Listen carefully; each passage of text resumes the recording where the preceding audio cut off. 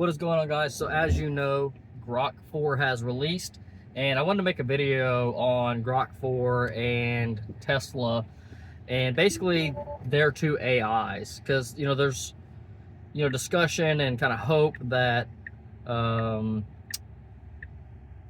basically Tesla would buy XAI or whatever, and the other big news is that Grok is now going to be in Tesla vehicles, which that's not necessarily huge news for like Tesla shareholders or anything at the moment. If anything, it's like potentially worse for Tesla shareholders because Grok would essentially be a service to Tesla. So it's good for Tesla vehicle owners to just be able to have that service. But as shareholders, it doesn't. I don't know that it necessarily brings us any value other than potentially being able to sell more vehicles. But a lot of other vehicles already have like Google Assistant with being able to say, the Google command and then ask Google to do things in the car with like Android Auto and all that stuff. So like assistants are kind of already in cars, so it's not that big of a deal. The biggest deal is that the new Grok 4 is like extremely good as far as like doing research and actually coming back with something that doesn't just sound good, but has actually been backed up by research. And by research, I mean, going and searching the web and scouring different websites and different news articles and, X posts and stuff like that. Which is one thing I think that's unique about Grok is Grok has the ability to observe X posts, whereas I think there's like privacy policy stuff that doesn't allow like any of the other LLMs to large language models, any of the AIs to be able to scour that platform. So like you can't just like look on Instagram, you can't just look on Facebook, you can't just look on LinkedIn. Like none of the AIs can go and just look at those platforms to try to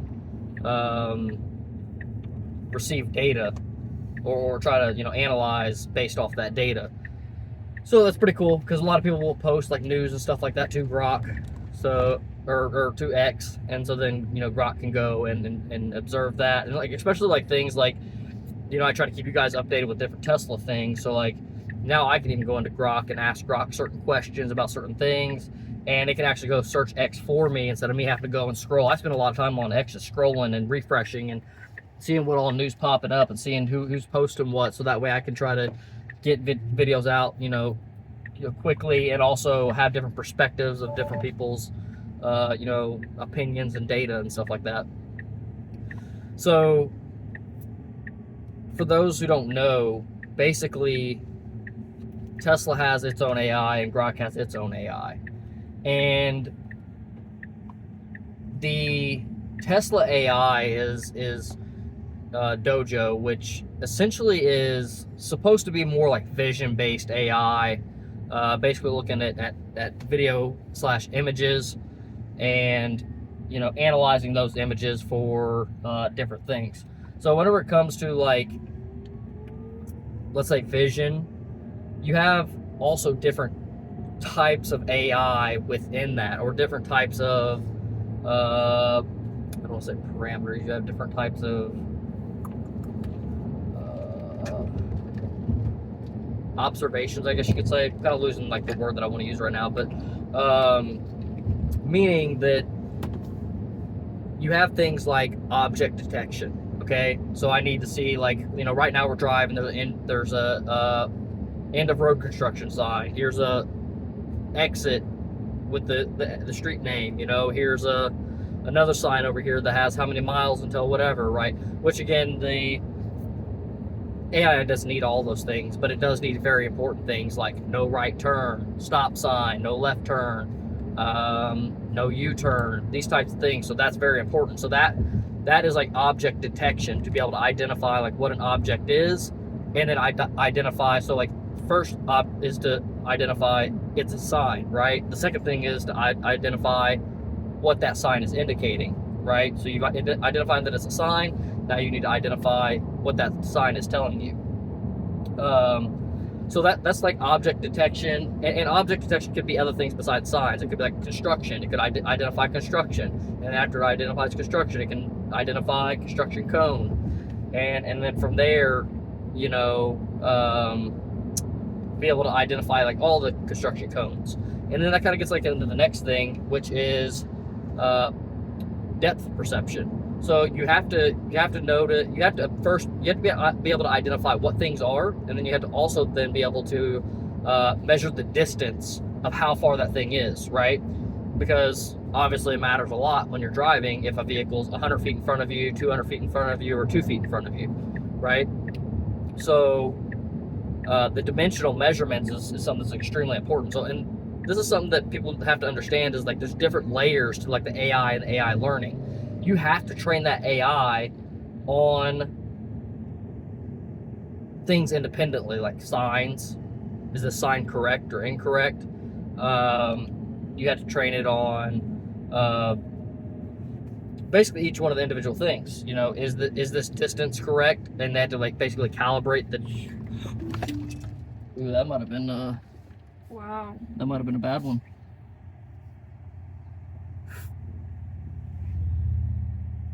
Huh, that was like one of the worst critical disengagements that we've probably had in the Tesla. Yeah. By the way, we're in FSD this entire time. We're in construction zone, so I wish you could kind of see like. He's saying go. We're in a construction zone, and like the road's like really jacked up right here, coming off of a highway onto here, and like it kind of comes. It is so messed up. Yeah, but it should have recognized all those vehicles coming. I mean, it may have stopped, but it didn't act like it was going to. It didn't act like it was going to. No. Yeah, that's pretty wild. That's one of the reasons why I like to shoot these videos while in FSD, so that way we can, you know, on the fly, be able to call out anything that happens. Cybertruck's actually been acting really weird FSD wise. Like it's almost like it's gotten worse. Only yesterday though, like it was. But periodically it acts weird. It's like yeah, it wakes up on like the wrong side of the bed or something. But yesterday it was just like acting weird. Or it was drinking last night. Yeah. Okay, so going back to it, so you know, say for instance, you have your dimensional things you have to analyze for to be able to like analyze how far away a vehicle is in front of you, to the side of you. When it comes to like construction cones, like after you identify those construction cones, now those construction cones need to essentially become a lane line. If they're like something that's like beside you, then there has to be like almost like a dimensional check and like a virtualized line that is created to say, hey, like stay to the you know the right side of these cones. You know, if the cones are on your left side, it creates kind of basically a virtual line. If not, then the vehicle would think it can just weave in between the cones however it feels free or however it wants, you know. But then there's the next layer that's there, and that is the calculation of the vehicle's output. Meaning, I see this vehicle is a certain amount of feet away, can I go, right? And what speed do I need to go? Do I actually need to try to accelerate faster to get through because it's a busy intersection and it's hard for me to get through? Or is it something I can be more chill and just kind of slowly coast through it, right? So there's a level of training that takes all those things into consideration. Basically the execution of the vehicle's movement.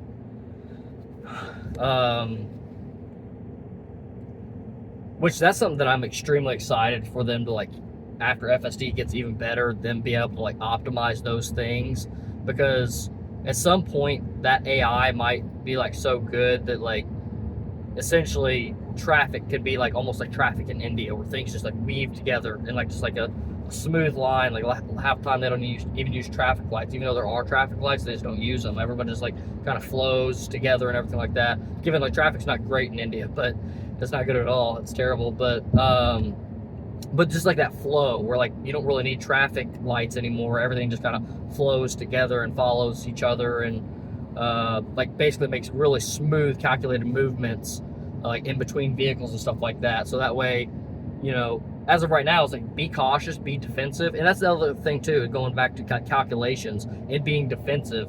That's one of the worst things about FSD right now, as far as like any collision that I've pretty much been involved in. I haven't been involved in a collision, but like I'll say near misses or engagements, right? have been pretty much entirely another vehicle's fault and the vehicle just not being defensive enough. For example, I had one time where the construction, and basically the lane ended and had to merge over, and there were cones that made you merge over. Well, instead of like the Tesla speeding up to get in front of the guy that was right beside me, or slowing down to get beside me, is like the Tesla was just gonna keep staying beside him, and like we're just gonna bulldog him over. Like maybe I have right of way, and this is what I'm gonna do. You know what I mean? So it seems to not have any forgiveness on like, if this is my right of way, I'm gonna take it. And that's probably why like I just had to critically engage, because Tesla thought it had right of way in that scenario, and it's sort of like in 100% confident it was like, I'm gonna go, these people should stop. You know, also too with like construction, and sometimes with a Y turn I've seen, sometimes it doesn't identify the stop sign as your stop sign. It'll identify it as like the other person's stop sign. I've seen that in one other scenario with like a right-hand turn and a wide road. So, you know, not a four-way, but like a Y, where it kind of like merges into another road. So yeah, got a little bit deep onto that aspect of things. Now, when it comes to Grok is a much one other thing before I go into Grok. They're basically two different hardware platforms. Doge is Tesla's hardware platform, versus Grok is using, you know, data centers that are using like NVIDIA's H100s. So basically, all of Grok is built out with the NVIDIA hardware, whereas Tesla is built out with the Dojo hardware, which is Tesla's proprietary chip. Now, even with that being said, I still think there's probably, you know, NVIDIA inside of Tesla, maybe for doing some other compute functions or something like that.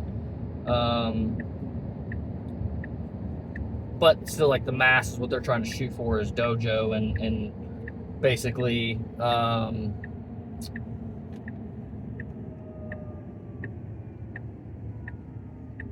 having that proprietary, you know, compute and chipset and whatnot. So then when you go over to Grok, you know, Grok is using the NVIDIA H100s and is a lot more generalized, right? So like it started out as like an LLM and large language model, which basically is like the understanding of language. And that's how pretty much all of the AIs have started. And now pretty much all AIs have transitioned to what's called like a multimodal AI, meaning it's not just language learning. It's like a stack of different types of AI. So like, you know, the LLM is good at understanding language, but then like you have other things like it could be object detection. And so like then they're stacking all these different types of models on top of each other to then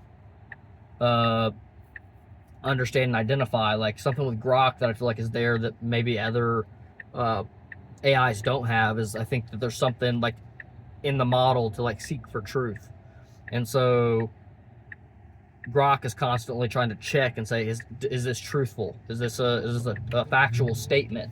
Or is this something that somebody's just like blah, blah, blah saying? So I think, you know, again, that could be its own AI model that's like just doing a confirmation check on like truth seeking and whatnot. But every AI is going to have its own independent stack that analyzes things and then also analyzes things in a different way, right? Because there's going to be different, like, I don't want to say rules, because, you know, language models are not supposed to be necessarily rules based, but there is some basis on, like, again, if something's like supposed to be truthful, there's something in that algorithm that helps it identify truth. Whereas like if another company has like an algorithm that identifies truth, it's still going to be different, right, than what one company's is versus another. And so as far as Grok and then Tesla and then like kind of converging AIs,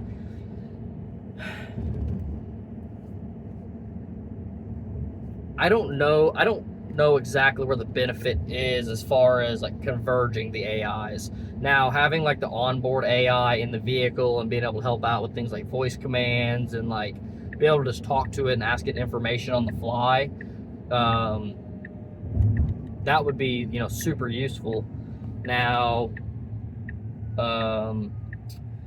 another thing that I hear people say is like that Grok has physics training, but I find it very hard to believe that Tesla is not already training on simulation that's like physics-based simulation, right? Because essentially you would have to take the Tesla vehicle, have it examine all the real-world data that it has, right? AKA video inputs, and then execute the vehicle driving, and then be able to identify if it made a mistake or if it did the proper thing. That's what training is. And so that training has to be done through simulation.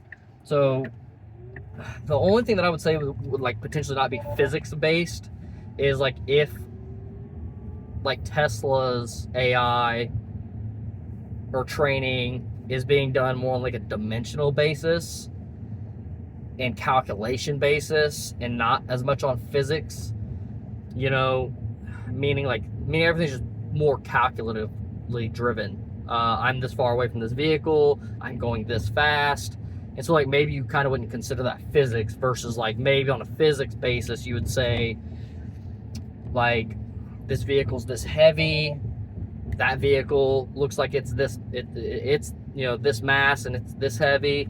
You'd have to start calculating in things like weight, because everything else can kind of be done with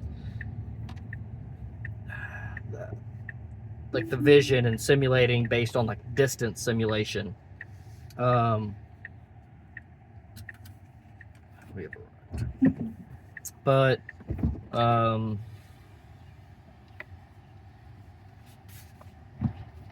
where was I going with that?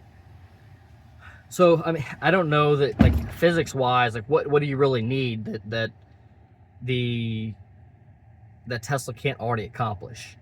Meaning, if it's raining outside, vision can detect that as a vision input.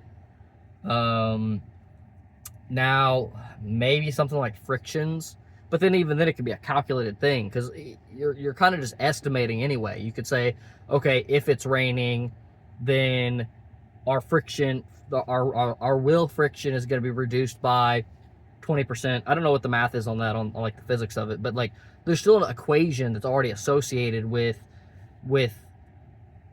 things like a wet road and the amount of friction that you have with your tires, you know. And then like like you'd have to predict like how much tread do you have on your tires, and then that would have like some variable effect on how much traction you're gonna have in a rainy condition. Because if you're like completely bald tires and like, you know, Tesla knows how long it's been since you changed your tires, and they're like, dude, you're like 5,000 miles past changing your tires, you're probably gonna hydroplane in like the smallest puddle of water. So like, again, it can calculate those things and then execute differently, right? If you have brand new tread on your tires and it's raining, you know, maybe it reduces your friction by like 20%. If you have the bald tires on there and it's raining, maybe it reduces your friction by 50%. Or maybe just, yeah, so like, by the way, I was just thinking in the context of a turn, right? So you're about to turn left or something, and so like you need to execute that turn left either slower or faster based on, you know, how much tread that you have on your tires, if it's raining or not raining, if it's snowing or not snowing. And these things are all vision based. Like, how hard would it be for like the vision to say there's white everywhere, it's snow? You know what I mean? Those are simple things that we can do with vision, and then from that vision be able to shift the FSD model that's being ran. So, which is like one of the issues that's there actually with Tesla, like with FSD in the snow or whatever, in the ice. At least since the last time it's been icy, and you know, I don't know if we've gotten an update since then, but like it just doesn't stop far enough back to a lot for things like ice patches and stuff like that. So that's something that it needs to be able to like identify snow and then calculate things. So I don't think that they're really spending a lot of compute resources to do that anyway. I think they're really still more focused on like its ability to drive and execute on like a general basis. Once they really have that general basis down, I think they'll start to dive into more things, and they'll also have to do it on a condition basis, because like things like snow, as of right now, they're going to like shut down things like robotaxi, or FSD is not going to be able to be available in the snowy or icy conditions, or it's going to have to at least alert on your screen and say, hey, it's a snowy and icy condition, use FSD unsupervised at your own risk, or we do not advise that you use, And so with that being said, though, the Tesla's going to have to identify snow to be able to display that on your screen, which with all the cameras that are around the car, identifying something like snow is not a problem whatsoever.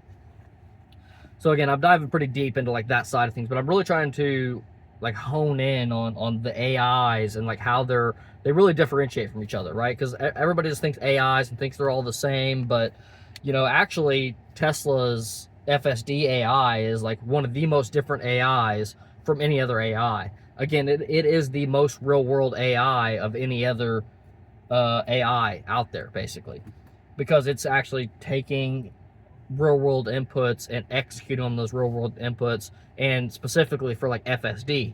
Whereas like also like when it comes to like Optimus, like it's going to have its own AI model and it's going to execute on its own real world things, right? Whereas like all these other large language models and stuff like that can spit out calculations and all these things, but they're not actually executing, meaning they don't have to turn any wheels, they don't have to turn any motors, they don't have to, there isn't a true execution. The execution is them giving you a result back in a text form or an image form or a video form of whatever it is that you requested. So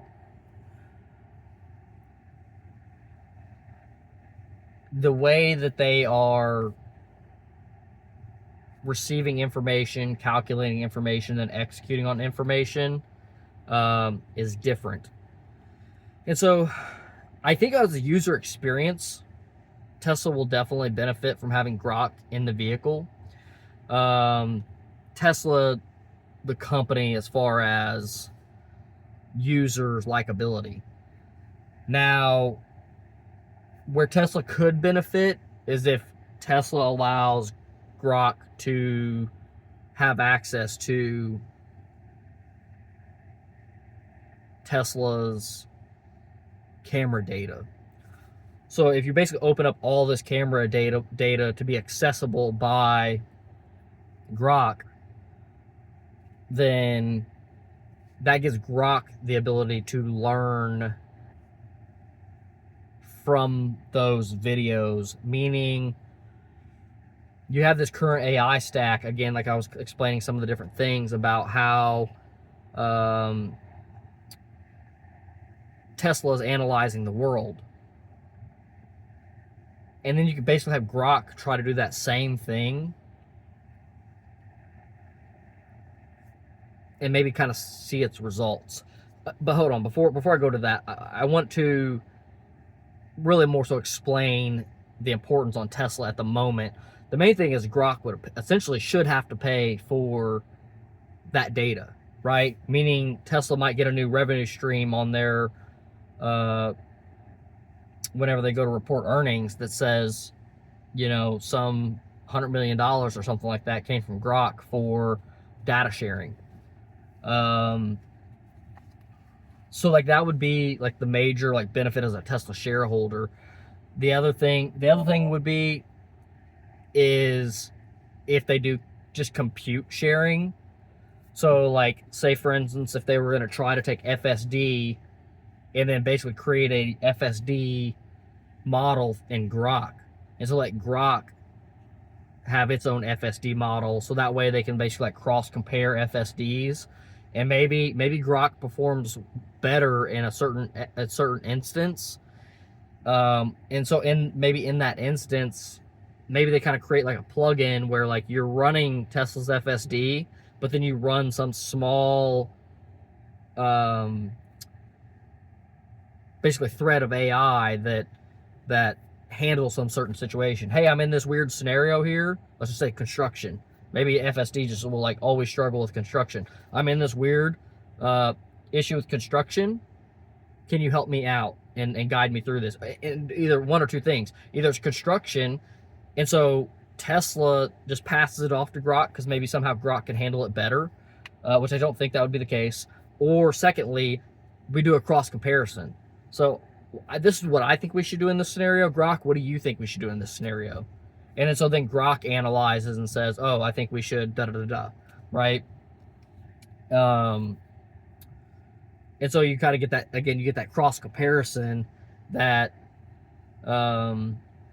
confirms what you should do in that instance, which that would be like super valuable, just to make sure that like you're not going to get into a collision. Anytime maybe like Tesla's FSD gets like below a certain threshold of confidence, again, I think Tesla needs this, and if they don't already have it, it's something that should definitely be there. But basically the FSD itself is always running a confidence meter, and that confidence meter basically indicates how confident the FSD is and what it recognizes and making the decision that it's about to make. This would also play a role in robotaxi, where basically you could queue up a teleoperator. You call a teleoperator, and you're like, well, I'm below 70% confidence, call up a teleoperator. I'm below 50% confidence, you become priority in the teleoperator list. And so then a teleoperator can sign in and look at the vehicle, make sure everything's okay, maybe even has to give the go button or give a stop button that says, no, it's not okay, whatever it needs to do, right? Or maybe drop a pin to reroute to kind of get it out of like the situation. But again, you could use that same thing to pass it over to Grok and then let Grok assist. And maybe the decision making takes a little bit more time. Maybe you're at a stop sign or you're rolling up to the construction and you're like, whoa, something's different here. I noticed construction. Or maybe every time you notice construction, it automatically decreases the confidence level to a certain amount. And so then you can go to Grok and, ask it for help or whatever. Now, one other thing I guess that could be there is that, Tesla could use Grok to help generate more like back end things. This would be more so on still just like helping, like it'd still be like part of FSD, but like maybe more on the execution of things. They could include more things like frictions and mass and to make a more better calculated execution of the driving experience or the riding experience. For example, like, again, all these things can run back to calculation, but if it's simulated, so here's the thing, if it's simulated without physics, then you basically have like this generic like car kind of moving, kind of like the way you see the FSD, the screen on like a Tesla.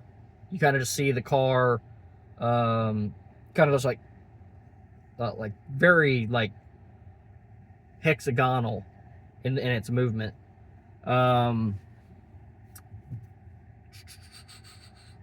Whereas like with physics, you can actually like, if I'm going a certain amount of speed, you can then calculate in like the G forces against the vehicle. And so like whenever like, whoa, you know what I mean? Like the vehicle's taking too hard of a turn, they could do some more calculation in that to make the experience better. For example, in the Cybertruck, it does like super crazy turns. Like if you have like a small curve, like a really small curve, like almost like a left-hand turn curve, as soon as it gets into that curve, it goes boom and whips through that curve super fast. And like, whoa, what the heck? And it is like, has a really wild response to it. So they could maybe plug in like things like physics analyzation and say like, hey, we're hitting this turn, hitting it at this many miles per hour. This is the vehicle's mass. This is how much, G-forces is going to be applied to the vehicle. So you have one side's like friction to like make sure the car doesn't slip and wreck, and you have the other side of like human comfort of like making sure like everybody's not getting thrown around, swung back and forth, stopping too hard. and calculating in all those types of things. Like one thing that I feel like I notice about the Cybertruck is that it's using the same FSD basically as your Model Y and everything else, with like some like limitations, some things turned off, some things like modified manually or whatever to make it work in the Cybertruck, but it's not like specifically trained on Cybertruck simulation. Potentially.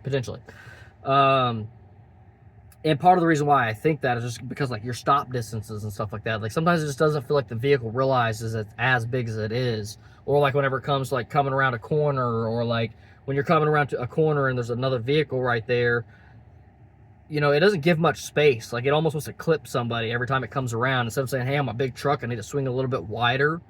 Yeah, it's just, it doesn't take things like that into consideration. So Grok could help in like the analyzation of some more of the physics side of things, and like again when you're making turns and all that, and be able to basically just make the ride more comfortable, and also potentially be able to make the ride more safe. Meaning that like if we're all doing all distance measuring and stopping and stuff like that, again I think this could be just calculated anyway, but the AI could say, or Grok could come back and say like, hey, why are you stopping so close to vehicles? And I wish, you know, I don't know why this is not a human input or why this hasn't been adjusted, but Teslas do stop a little too close to the back end of vehicles. It's like, why? If you're AI and your job is to, you know, mitigate wrecks and make it more safer, then give extra 6 inches, 1 foot, 2 foot, right? Because it doesn't even technically stop at the legal stopping distance. It does like a human, where like kind of stops up on people's ass and maybe like 2 feet away from somebody, versus like giving a good 3-4 foot. Now, and I also kind of wish this was an adjustable thing. You used to be able to adjust it in FSD in older versions of it. I do still kind of wish it was adjustable, so that way somebody could be on their own comfort level. Or maybe in certain scenarios they just want to adjust it. Like sometimes I go into not comfort. Is it comfort mode? Not comfort mode. Like hurry, standard, and chill. Yeah. So sometimes I go into chill mode, just, or I'll go into hurry mode just because I want to be able to navigate the traffic in a certain way. Or like it's maybe it's like more congested and I don't want it to be so aggressive than all of the traffic or something like that. So I'll just be like chill. Or I don't care about getting somewhere faster, so I just want to take a more chill route and not have to worry about, you know, trying to zigzag through traffic or whatever. So it's a comfort level thing. It's something that I just want to experience it in the way that I want to experience it. So it's like same thing with the stop distance. Like if you're in super high congested traffic and everybody's like trying to get in and out, and like, you know, like you can't get anywhere unless you're a very aggressive driver, then like that's something you can change your stop distance and allow like, hey, we need to stay tighter because, you know, everybody's just kind of getting in front of us and stuff like that. Or you could make that adjustment and say, hey, I want to step back farther. So it'd be nice just to have that adjustment anyway. But even without having that adjustment, I think Tesla should stop a little bit further back. And especially in rain detection. I don't understand this. It like blows my mind that in like if I detect rain, I should also adjust my stopping. I should also stop my acceleration. Like sometimes in the Cybertruck, you'll actually like burn out in FSD. Not like a burnout, but you'll hear the tires like slip a little bit, you know? And or at least get close to slipping, where you can start to hear the sound of like kind of like the screechiness of slippage. And so yeah, those things should just be calculated in there, so that way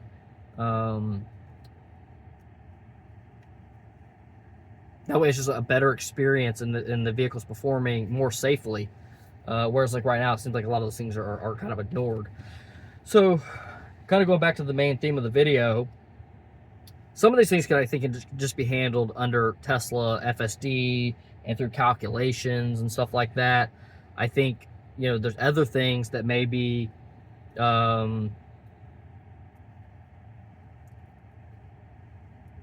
could be assisted with and helped with if like physics is not inside of Tesla's FSD and it doesn't have simulation where it's like actually calculating in the weight of the vehicle and stuff like that. It's all like just dimensional and stuff like that, and all like calculated based off of like dimensions and measurements and like speeds and stuff like that. But yeah, I think everything else Grok wise. Oh, the one other thing that's very big that could be there is just overall shared compute. meaning somehow they can still train FSD on like the H100s and everything like that. If they could actually still do that, then maybe they could ramp certain things up more quickly. So like, say for instance, if they're trying to get out like a V14 right now, okay, we can train the model over here on Dojo. We can train the model over here on Colossus, and we'll let them run together, and maybe we'll even let them somehow communicate to one another, which could be another big benefit. And I kind of mentioned that a little bit ago, but that was more like on the execution level of the vehicle. But even at a training level, they could like kind of cross-check things and say, hey, I failed this. Like, why do you think I failed it? And so like the same way Grok came out with Super Heavy, which has like 5 agents, basically FSD could just be like one of those agents. So I have this agent called FSD, and then we have these other agents that's like taking other physics calculations and things like that would then they basically be able to communicate to one another and execute on something like FSD better. It could even come back and somehow like on like a physics basis or like a program execution basis be able to say like, hey Grok, how can I improve my code? You know what I mean? Or how can I improve my learning? And somehow Grok and FSD are able to communicate to each other, and it actually gives it like tips and pointers and says, well, actually, if you just cut this part out, you actually don't need that part. You can just, do this and kind of like basically cut some of the fat from some of the code or whatever, or some of the AI structure, and basically make it more efficient and or help it learn in scenarios. Maybe like when we're doing a human intervention, instead of like a human intervention coming to like a human trainer to check that. So maybe the AI is also checking that, and then a human's also checking that, and then you could also have like Grok check that as well and say like, why did this human intervene? What was the issue? What was going on for that human to intervene? So yeah, that's a couple ways where FSD and Grok can work together. I don't foresee, I mean, the thing I do foresee them being able to really benefit from one another.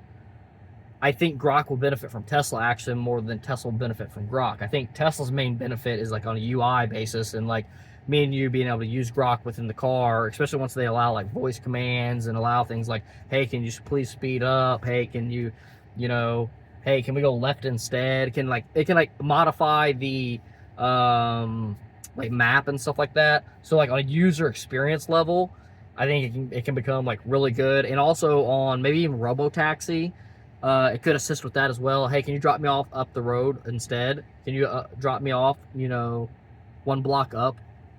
Then, or hey, you just passed a turn. Then basically the AI would be able to modify the map. Grok would be able to modify the map and then take you back to a different location. So yeah, I think it's highly plausible that there could be benefits from one another. Again, I think most of the benefit would be Grok getting the benefit of the data of Tesla and then being able to train against that and then come up with some other product that then could either be sold back to Tesla or something like that. I'll also be making another video on whether Tesla should buy X, and also one thing that I haven't seen people talk about is X buying Tesla. So make sure you subscribe and stay tuned for that video, because I think that's a pretty important video, and we'll see where things go with that. But yeah, let me know how you think that Grok and Tesla can work together to basically combine their AIs, combine their data, combine their compute, and be able to work together. If you like content like this, other Tesla related or business type of content, investment content, make sure you hit that subscribe button. By the way, if you didn't know already, I'm an expert in robotics. I own an automation company, and I've been doing automation for like the past 15 years in like manufacturing and robotics and conveyor systems and PLCs, all these things, right?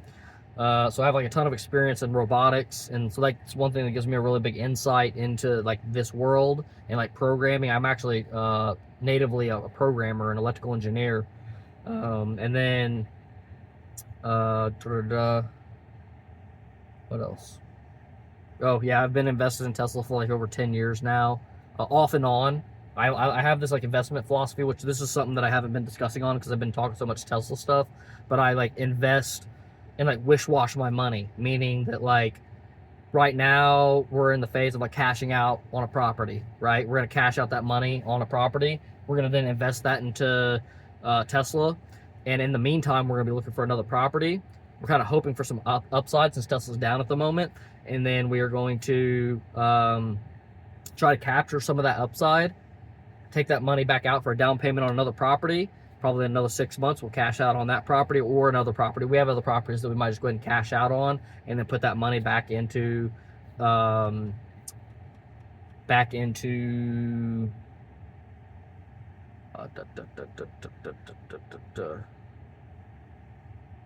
Tesla or other investments. I'm not saying just Tesla. We have other investments, and so like right now, I'm invested way more heavily than normal in Tesla.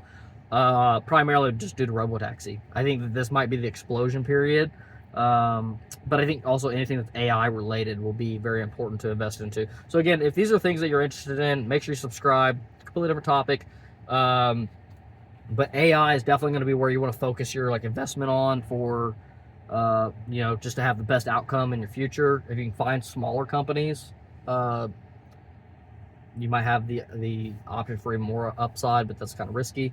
Again, subscribe for other content related to those things, and I also plan on just diving more deeply into those. It's just like I don't know why I'm going to really get to them because I've been just covering so much Tesla content at the moment. But yeah, hope to see you on the next one. Peace.